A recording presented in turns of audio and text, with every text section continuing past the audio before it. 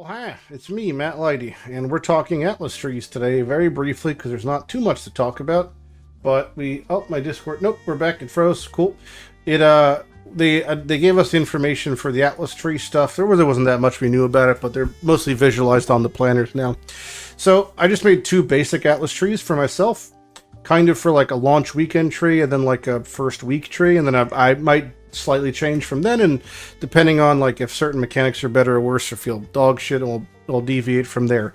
Because there's like some stuff was changed, and there's like the thread system now, and they have settlers as a core thing, and then there's betrayal was changed. So not going too deep into like a lot of that stuff until I kind of want to see how strong they are. So the day one tree is a very similar one I do often.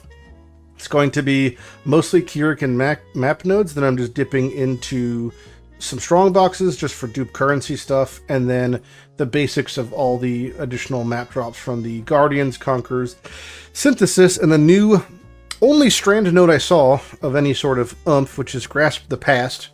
Feels kind of strange. Like, for a three-pointer, I can't imagine any tree never not having this if strands are good. And it just says the number of memory strands on equipment items found in your maps has a 50% chance to be lucky. So the way that lucky works are they're rolled twice and the best result is used, as it says. To visualize, it's quite simple. Imagine you roll two D100s, you pick the higher value, that's the amount of strands it has. 50% of the time, so this is like 25% higher strands on average on equipment found. And if they're as good as they've kind of showcased for 3 points, this feels like I'm never not going to have it if I'm at the top of the tree. So there's that. But, so early on, we're going to grab the Keurig nodes and scouting report nodes. The memories have been basically swapped to Keurig, and when you're filling out your Atlas, Keurig is one of the best things. I pick up all the map nodes. I pick up all the Keurig nodes, Sands, Expect the Unexpected. So I really don't care about Delirious, Breach, or Blighted scouting reports. I just care about the increased chance and increased Keurig. On the left side, comprehensives are fantastic. I love them for filling out your Atlas. On the right side, Solidarity is basically I'm already going to go down here for the 2 points for the extra Keurigs, and the additional scouting reports is great, and the operative scouting reports are the Scarabee ones, which I like, so those are fine. Coming up here after grabbing the Guaranteed Ambush, we're picking up the same ones as before, Tamper Proof, and the Secret Compartments. They didn't change Tamper Proof, so I'm never not going to pick Tamper Proof, because the incentive to roll strong boxes, I think, is like incredibly low.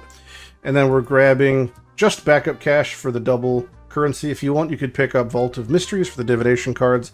I think that the map one's pretty terrible because you just barely ever find Cartos. And this is like more relevant when like you're trying to get 17s to drop, I guess. So if you hit when it doubles, it's kind of cool, but like, I don't know, whatever. And then I'm grabbing all the Conquer nodes like we talked about, and then Grasp the Past. I guess like really, really early day one, it looks like that for like 70 points. Yeah, that's pretty much gonna just pick up the basis. This is like my basic day, weekend one. You're hitting maps day one, and then day 2, 3, you're gonna get like your maybe like close to 110 on your Atlas done, get through a lot of stuff. Any extra points, I'll probably just put into these small adjacent nodes. There's a bunch of these here. If you just check, I could spell the word connected. And these little green nodes are really good for just helping you progress your Atlas, so feel free to pick those up. And then after a couple days, when my Atlas is filled out and I've got a couple favorite slots and a couple invitations maybe, I swap to my quote-unquote first weekish tree. And that is going to be Heist, because I'm looking for Manifold Ring, Focused Amulet, that sort of stuff, and all the good Heist goodies. And then Expedition, because of the crafting change and because of the regex changes, I want to do Exped. Exped's really, really good. So we have to pick up the Expedition stuff. We're picking up both of the breaker blockers, and I'm leaving out the Settlers, so you could passively accrue Settler stuff, even though I'm not going to be going into it. That way I can at least get Settlers things and have crops or boats going for very little investment, which is no investment. They removed the Heist Breaker, and it's just rogue markers and contracts drop now, so pretty cool. But I'm picking up all the Heist stuff, map nodes, couple Atlas nodes for increased effect, more map nodes here.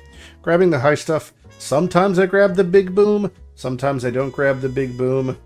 It's kind of just preference. It depends on how I feel. If I end up getting like strong gear early on and I'm like overpowered a little bit, maybe I'll pick up Big Boom to make mapping faster. But this actually is harder and I think slightly worse, but it is way quicker. So kind of preference, but yeah, it's kind of nice for tornadoes because I'm playing that in my league start and it picks 3 different damage types. So if I end up accidentally clicking immune to XYZ, it's not like it's going to brick me because I also do the other 2 damage types, right? So not a big deal. More map nodes in the middle. Coming up here, we're grabbing more expedition stuff. I'm skipping the entire right side. I think this section is pretty bait, and I'll tell you why. In solo self-fund especially, all 3 of these people, right, Rog, Gwenin, and Tujin, you want. You want all of them, really. There's not one of them you want like solely more than the others, and the increased spawn rate isn't that massive. Danig, it'd be the main one to grab, but you basically use him to get more of the other stuff. The small nodes are just quantity of vendor refresh in total, being 18% for 4 points is not much. So one of the other reasons you come up here is to get the encounter spawn. Now we've bypassed that by picking up these breaker blocks. By picking up these, we don't have to grab that, so that saves us a little bit of spawn rate. Now you'll notice that on Exped, you say we're at 84%, right? Because I also dropped this small node. So there is 16 missing. That 16 is right here. So once you pick up these breakers, then you have 100% expedition. That saves you a point there and saves you a point there. I don't want to have to travel all the way up there just for that. So we're grabbing that. Picking up all the heist stuff. It's all good. Again, grasp the pass because if strands are good, I can't imagine having your stranded gear be 25% better, not be the play. More map effect here. And we're going to go Exarch in the beginning because I just kind of like Exarch and I was hoping to test out Dissolution of Flesh. So if not, Dawnbreaker's pretty good early on. So that's why I'm going to do Exarch. If you don't like Exarch, you could always do a similar tree and then just do Eater. The difference is kind of whatever. If you don't like either, you could just pick up Destructive Play. But I typically find a map I like to run and then run that or one of 2 of those maps. So I don't really feel like doing 10 map Maven rotations. I don't really feel like doing Silo at the moment. So yeah, gonna do Exarch. And that's that. Pretty much that's my plan. So basic Keurig, light ambush, map node setup tree into a expedition heist tree in all its glory. All right, that's it. If you have any questions, feel free to ask them. These will be linked in the description. And if not, I'll just see you in the next video. Otherwise, I'll see you on League Launch. I'm Matt Lighty, and have a good day. Bye-bye.